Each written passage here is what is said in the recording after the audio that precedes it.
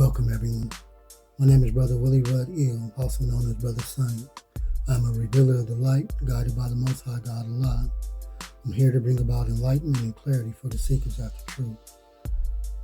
Basically, I'm here to pull back the curtain on the wizard to expose some of the works that has been hidden in plain sight behind signs and symbols. Most of these works have kept our people in a state of mental slavery. So it is my prayer that great God Allah blesses your hearts and your minds to receive this enlightenment and that you may gain understanding.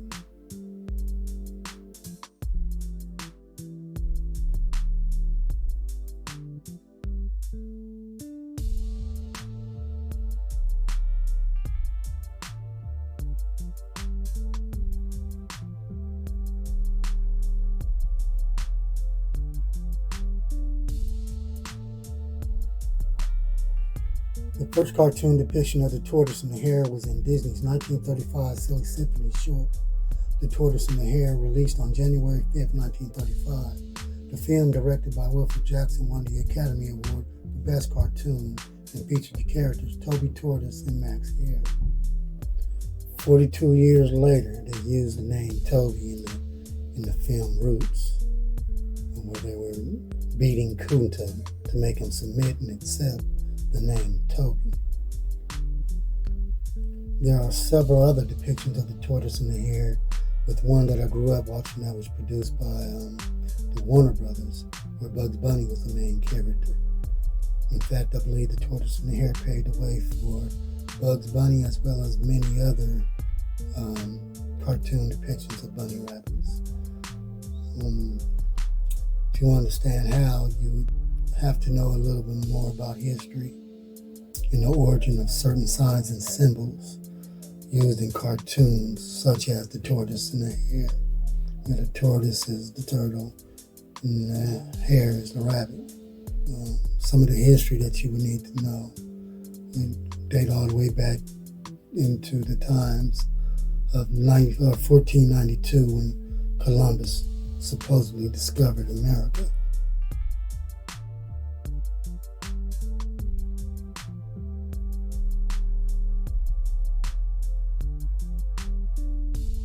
And 73 years later, in 1565, the first European settlement was St. Augustine in Florida. And 42 years after that, and they had the settlement of Jamestown, Virginia. People began to accept names that were given to the landmass, but the indigenous peoples, in order to not give in to the European settlements or the names that were given to their land. They used the name Turtle Island to identify their landmass. And so, and in a lot of indigenous stories, they speak of Turtle Island. And so the tortoise and the hare is actually a play off of the indigenous name of the landmass of North America, which is Turtle Island. So in these cartoon depictions, the turtle represents or symbolizes the indigenous people of the land.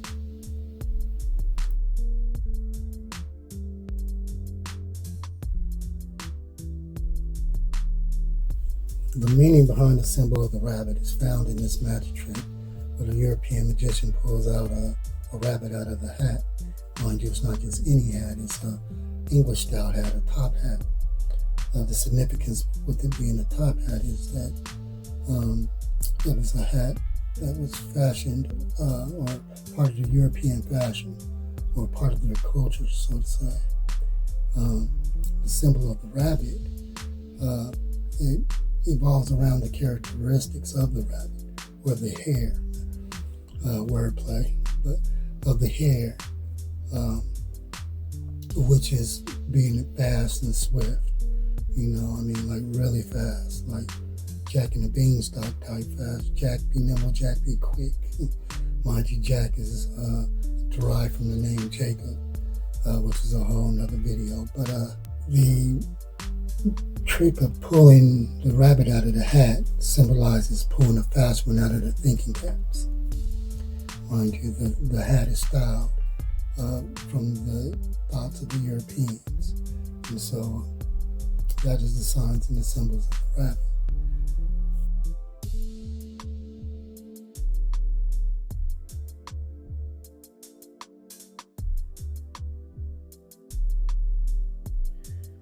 In the movie The Matrix, they tell Neo to follow this white rabbit, which ultimately helps him to discover certain truths about the Matrix.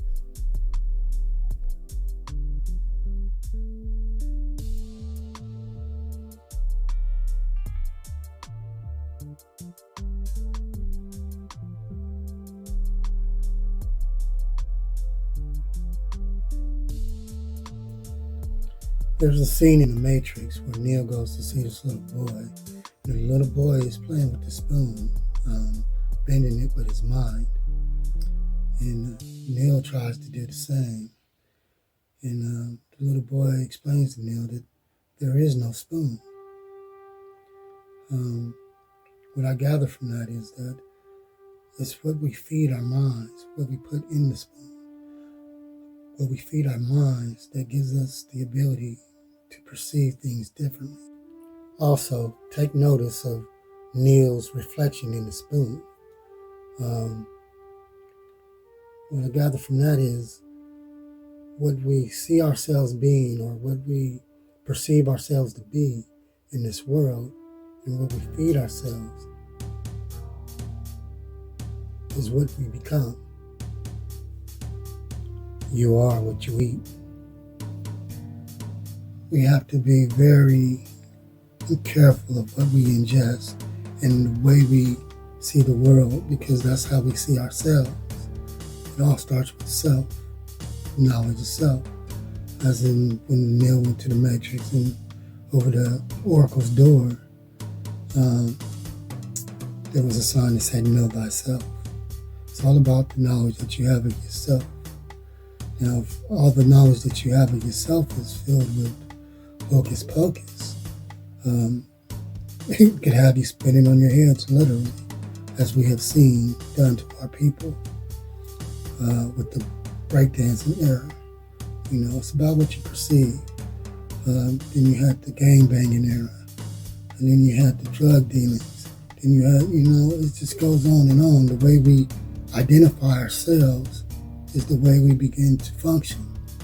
So it has a very important, vital factor to our existence, especially, I'll say, our identity.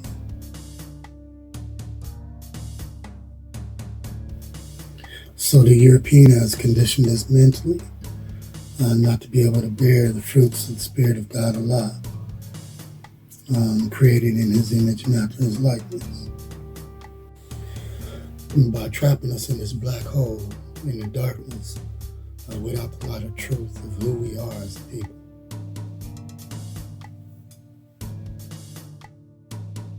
So the Hare represents the fast one that the Europeans pulled out of the thinking caps, which magically tricked the indigenous people, us, out of our land, by teaching us falsehoods about who we are and where we are. And every turn, we keep falling into this rabbit hole that they dug for us, with this magic trick, which is basically just teaching us a bunch of falsehoods. I like to refer to it as rabbit stew, or as they would use the term rabbit stew in Bugs Bunny's cartoon depictions. I've made several Facebook posts using a collage of different depictions of Bugs Bunny and the different meanings that I ciphered from it. Basically mocking our people and what they have done to us. It's right there in the cartoons if you pay attention to it. It's about how they play with our minds pretty much and had us believing whatever it is that they told us. Basically we became their suckers and we got hit over the head with that stick, you know what I mean, with that caveman's club. And the result is what you see this day, having a lasting effect. In these cartoon depictions, you can clearly see the rabbit playing with his mind. You can also see, them monitoring the stats, to see how whatever falsehood they gave us, to see how it affected us and how we would walk, and pretty much led us into this dark hole and into the rabbit hole. As you see in the cartoon depictions, also you'll see the bear. And, the bear is symbolized for deep sleeping, the hibernation. We're due to wake up, though. We're bound to wake up. It's the plan of the Most High. God allowed for us to wake up and realize who we are and where we are.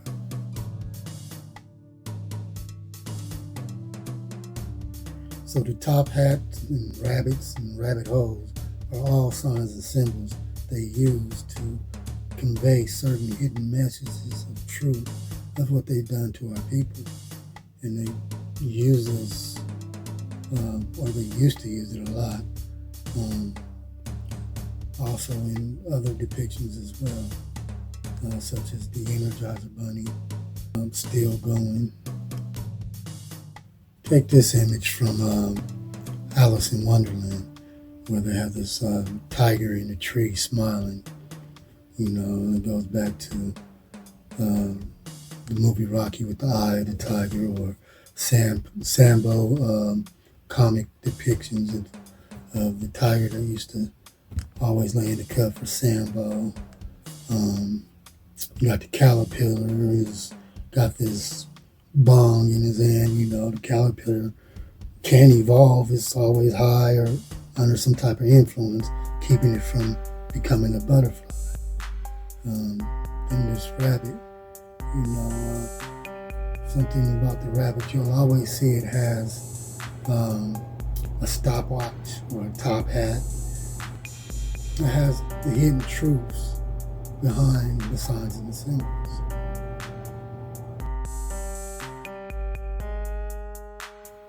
Then as you blow up this picture, you'll see, in this hole, above the hole, it says, how deep does the rabbit hole go?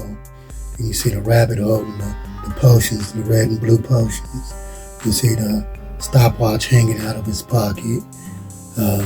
You look down lower to the right, and you'll see these little images of Europeans sitting at this table. One has a top hat on. You'll see the tablecloth is red and white stripes like the flag. Keep us in that red and white, the persecution. And this persecution is more so just a means of keeping us away from the truth of who we are. Prophet Noble Joel Ali brought us the truth of who we are, bearing the 5-pointed star, with the 5 points representing love, truth, peace, freedom, and justice. And this flag is over 10,000 years old. You notice the 5-pointed stars on the flag are in the blue, in peace, protection, on the square. So it's just signs and symbols that, we haven't been taught to pay attention to.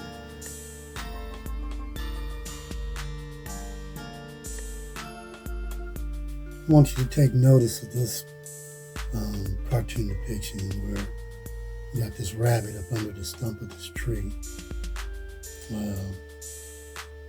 The tree has been cut down or broken off. It's a dead tree. Under the roots of the tree is this rabbit, the rabbit hole. The signs and symbols and all that.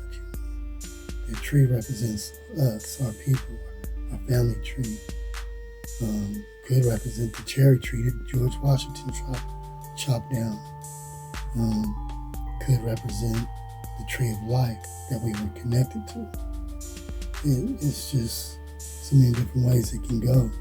But either way it goes, that tree can no longer bear fruit in the condition that it's in. And what happened when Jesus came to the tree and the tree didn't have no fruit. He said the tree wasn't good for nothing but to cast into the fire.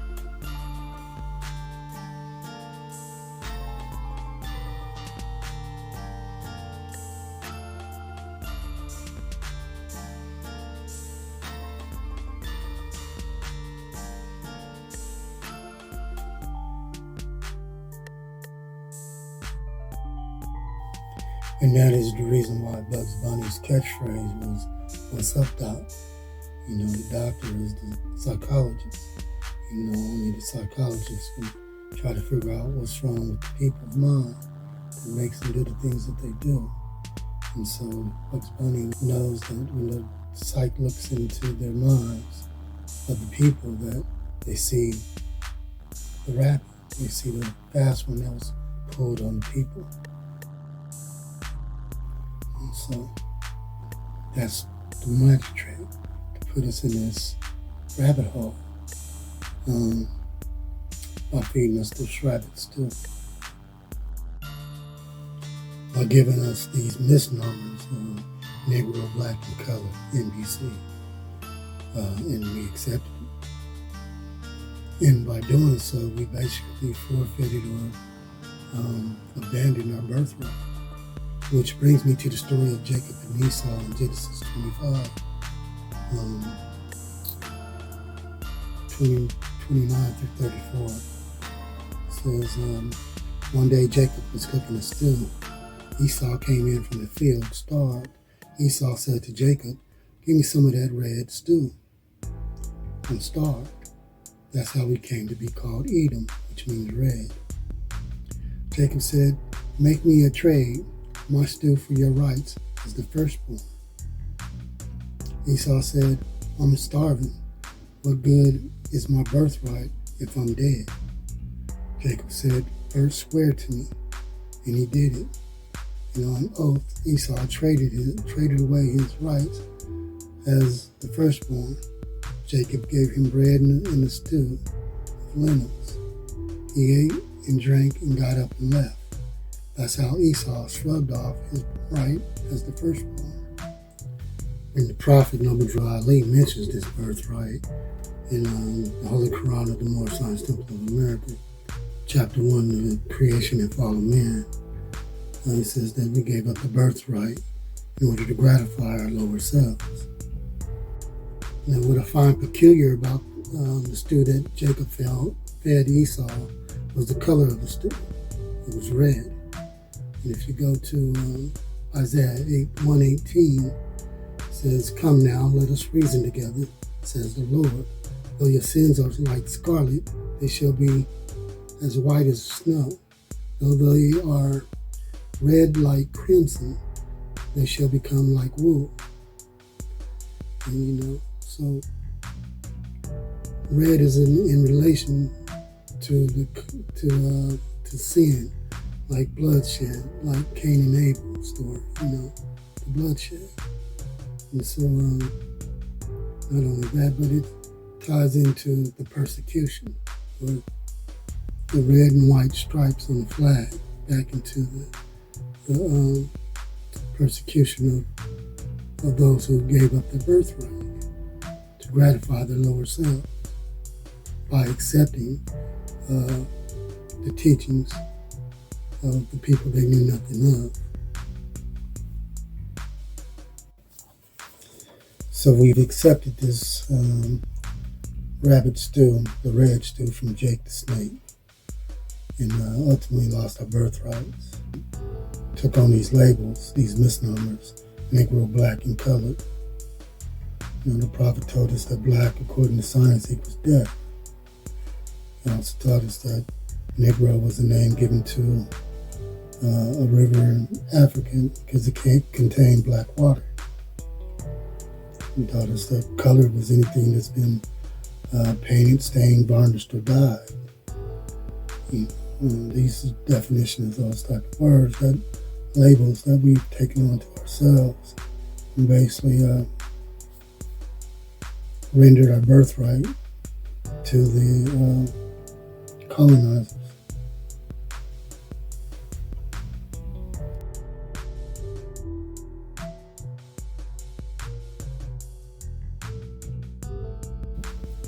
The misnomers that we've accepted as the identity of our people is actually a spell, Negro, black, and colored. If you look up the definition of the word black, you'll see that black is an adjective describing something. It's not a noun. Of the color of night, destitute of light, dark, darkened by the clouds, as the heavens black with clouds, sullen, having a cloudy look or countenance, atrociously wicked, horrible, as a black deed or crime, dismal, mournful, calamitous. But for me, myself, it does not identify who I am. It's not an adjective giving a description or detail about who I am as a person. It's something that was cast upon us, and we accepted it. If you look at John chapter 1, verse 1, you'll see it says, in the beginning was the Word, and the Word was with God, and the Word was God. But for us, that word wasn't black. You see what I'm saying?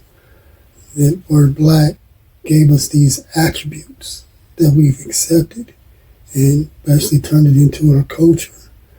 And then now you see that our communities are plagued with all this blackness, this darkness. And it's not reflecting any light, no light of truth of who we are. It's all just falsehood and worldly things.